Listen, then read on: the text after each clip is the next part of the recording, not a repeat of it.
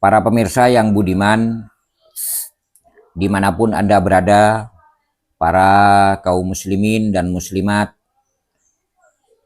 para teman-teman saya, saudara-saudara saya, dan semua keluarga-keluarga saya, selamat berjumpa kembali dengan saya, dengan channel saya yang baru ini. Mudah-mudahan kita semua senantiasa mendapatkan taufik, mendapatkan hidayah, mendapatkan maunah dari Allah Subhanahu wa Ta'ala. Amin. Amin ya Rabbal Alamin. Para pemirsa yang budiman, tidak terasa kita sekarang sudah memasuki bulan Dzulhijjah, atau kalau dalam istilahnya itu disebut bulan haji. Kenapa disebut bulan haji? Disebut bulan Dzulhijjah karena pada bulan ini seluruh jamaah haji itu berhaji ke tanah suci Makkah dan Madinah, yaitu tepat pada bulan ini. Makanya sekarang itu disebut bulan Dzulhijjah. Apalagi kita tahu bahwa sekarang ini merupakan tanggal 8 bulan Dzulhijjah. Jadi waktu saya berbicara ya pada saat ini adalah tanggal 8 bulan Dzulhijjah. Besok pagi kita sudah menghadapi tanggal 9 bulan Dzulhijjah. Kemudian besok lusa kita sudah menghadapi tanggal 10 bulan Dzulhijjah, atau yang sering kita sebut Hari Raya Idul Adha atau Idul Kurban. Para pemirsa yang sangat saya hormati, para pemirsa yang budiman, salah satu dari keistimewaan bulan Dzulhijjah yaitu kita itu disunnahkan ya untuk melaksanakan ibadah puasa. Tentu sunnahnya itu mulai dari tanggal 1 sampai dengan tanggal 10 ya. Apalagi kita sangat disunnahkan oleh Rasulullah Muhammad sallallahu alaihi wasallam pada tanggal 9 Dzulhijjah. Sekarang sudah tanggal 8 Dzulhijjah. Jadi mulai dari tanggal 1 sampai tanggal 10, apalagi dari tanggal 8, dari tanggal hari ini ya. Hari ini tanggal 8, itu kita sunnah untuk melaksanakan ibadah puasa. Dalam istilah syariat sekarang ini disebut Yaumut Tarwiyah ya. Tanggal 8 bulan Dzulhijjah itu disebut Yaumut Tarwiyah. Sunnah kita melaksanakan ibadah puasa seperti sunnah-sunnah mulai dari tanggal 1 bulan Dzulhijjah itu. Kemudian besok pagi itu adalah merupakan tanggal 9 bulan Dzulhijjah. Maka kita itu lebih sunnah ya untuk melaksanakan ibadah puasa.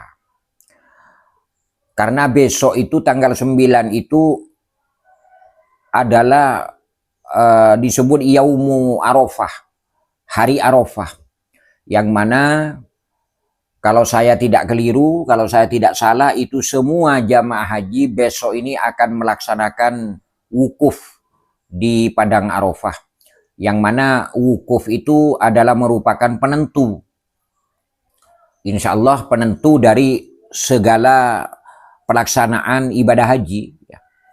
Bahkan Nabi pernah bersabda dalam sebuah hadis yang sahih, Al-Hajju Arafah, ibadah haji itu adalah Arafah, yaitu wukuf di Padang Arafah. Hadis ini bisa kita ambil kesimpulan, artinya andai kata jamaah haji itu tidak wukuf di Padang Arafah ya, tidak melaksanakan wukuf besok pagi tanggal 9 ini, maka ya yang jelas hajinya itu akan batal gitu.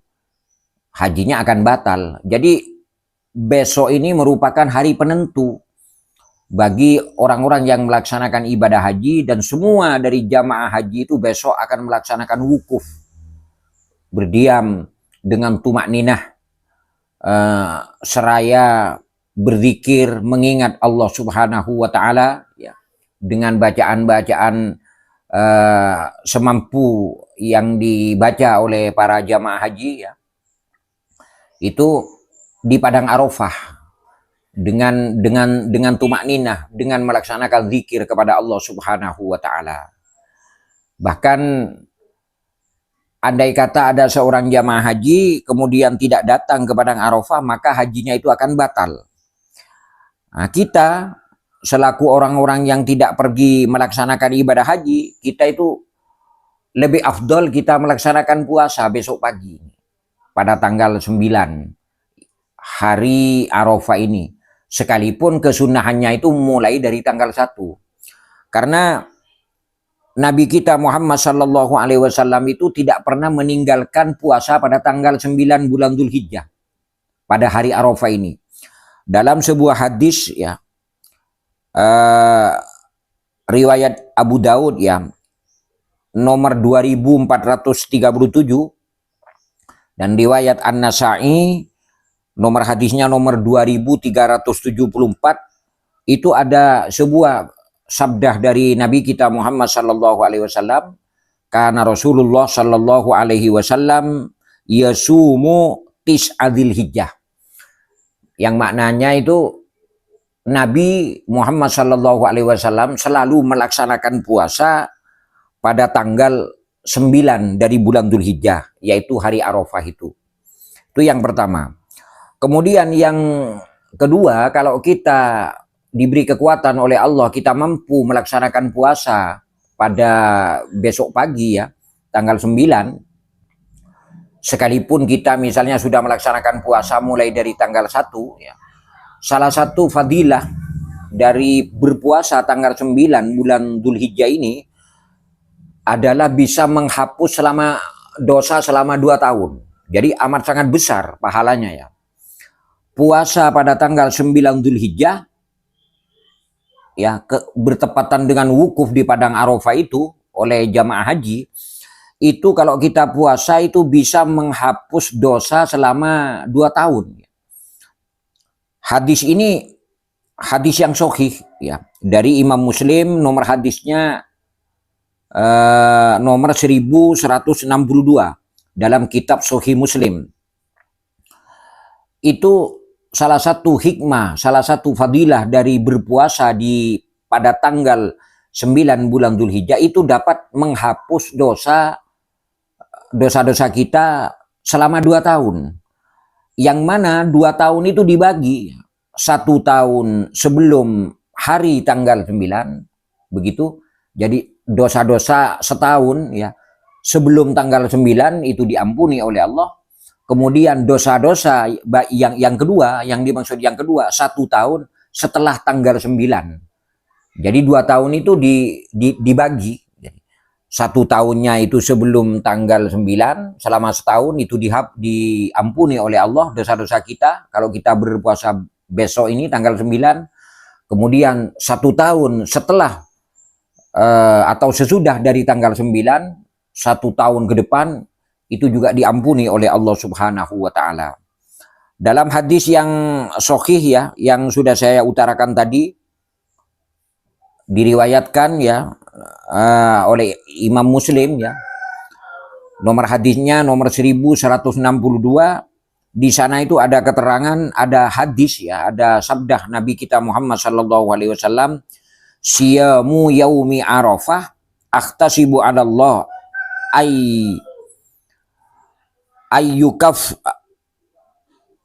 ayyukaffirah as-sanata allati qablahu was-sanata allati ba'dahu. Maknanya kurang lebih begini. Siyamu yaumi Arafah, puasa pada hari Arafah ya, pada tanggal 9 itu, Nabi kita bersabda, akhtasibu 'ala Allah, saya mengharap,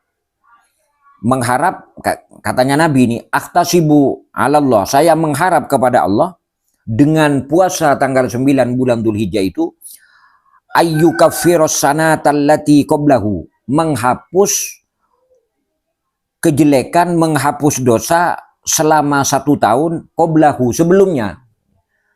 Artinya sebelum tanggal 9 Dzulhijjah ke belakang itu selama 1 tahun diampuni oleh Allah Subhanahu wa taala. Kemudian wasanatal lati ba'dahu, dan 1 tahun sesudahnya tanggal 9. Makanya ini kan jelas, hadisnya itu jelas. Jadi puasa pada tanggal 9 bulan Dzulhijjah itu akan menghapus dosa selama 2 tahun.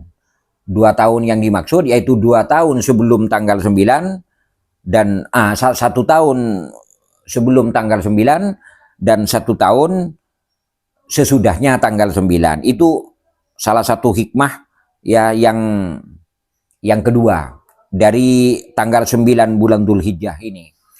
Kemudian yang hikmah yang ketiga ya, pada tanggal 9 bulan Dzulhijjah itu Allah itu banyak membebaskan seorang hamba dari siksa api neraka. Tidak ada hari yang lebih banyak di mana hari-hari itu Allah membebaskan manusia dari seorang hamba dari siksa api neraka kecuali pada tanggal 9 bulan Dzulhijjah. Dalam sebuah hadis Muslim, dalam kitab Sahih Muslim, hadis sahih nomor hadisnya 1348, Nabi kita Muhammad sallallahu alaihi wasallam bersabda, "Ma min yaumin aksara min ayyutikallahu fihi abdan minan nar min yaumi Arafah." Yang artinya tidak ada satu hari pun yang mana di hari-hari itu Allah lebih banyak membebaskan manusia, membebaskan seorang hamba dari api neraka kecuali tanggal 9 bulan Dzulhijjah, atau tidak ada satu hari pun yang mana di hari itu Allah banyak membebaskan seorang hamba dari api neraka yang melebihi banyaknya Allah membebaskan manusia dari api neraka pada tanggal 9 Dzulhijjah. Jadi perbandingannya tanggal 9 Dzulhijjah itu adalah merupakan hari yang paling banyak Allah Subhanahu wa taala membebaskan manusia, membebaskan seorang hamba dari siksa api neraka. Itu yang ketiga. Kemudian yang keempat, ada sebuah hadis dari Nabi kita Muhammad sallallahu alaihi wasallam. Hadis ini riwayat At-Tirmidzi nomor hadisnya 3585. Nabi kita Muhammad sallallahu alaihi wasallam bersabda, "Khairud du'a yaumi Arafah." Khairud du'a yaumi Arafah. Sebaik-baik doa itu adalah doa yang dipanjatkan kepada Allah, yang dimunajatkan kepada Allah pada tanggal 9 bulan Dzulhijjah atau pada hari Arafah. Jadi kesempatan bagi kita besok ini tanggal 9, kita memperbanyak doa kepada Allah, kita memperbanyak munajat kepada Allah Subhanahu wa taala supaya hajat-hajat kita, kehendak-kehendak kita, kemudian apa yang kita inginkan, yang baik-baik tentunya yang Allah halalkan, itu dikabul oleh Allah Subhanahu wa taala, karena tanggal 9 Dzulhijjah itu merupakan hari yang mana di hari itu adalah sebaik-baiknya doa dibaca pada hari tersebut, yaitu pada tanggal 9.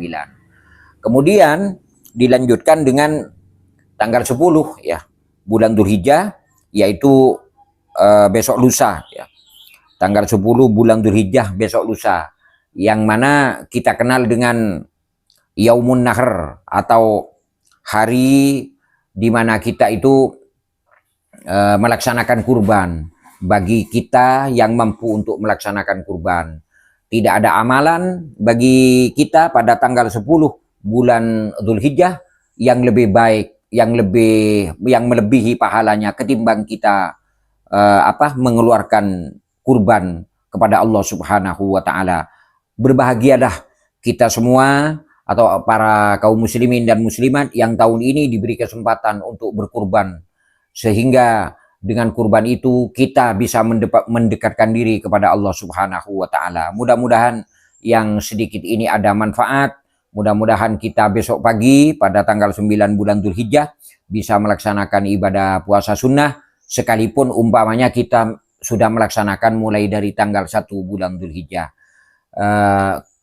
Perbanyak kita besok pada tanggal 9 ini untuk berdoa kepada Allah, munajat kepada Allah, dilanjutkan dengan tanggal 10-nya. Bila kita mempunyai kemampuan untuk berkurban, maka keluarkanlah kurban. Insya Allah dengan berkurban dosa-dosa kita akan senantiasa mendapatkan pengampunan dari Allah Subhanahu wa Ta'ala. Demikian yang sedikit yang bisa saya sampaikan. Mudah-mudahan yang sedikit ini ada manfaat, ada kegunaannya. Apabila ada kesalahan dari saya, itu semata-mata karena kealpaan saya, karena kebodohan saya, karena keterbatasan ilmu-ilmu saya. Demikian, subhanakallahumma wa bihamdika, asyhadu an la ilaha illa anta, astaghfiruka, billahi taufiq wal hidayah. Wassalamualaikum warahmatullahi wabarakatuh.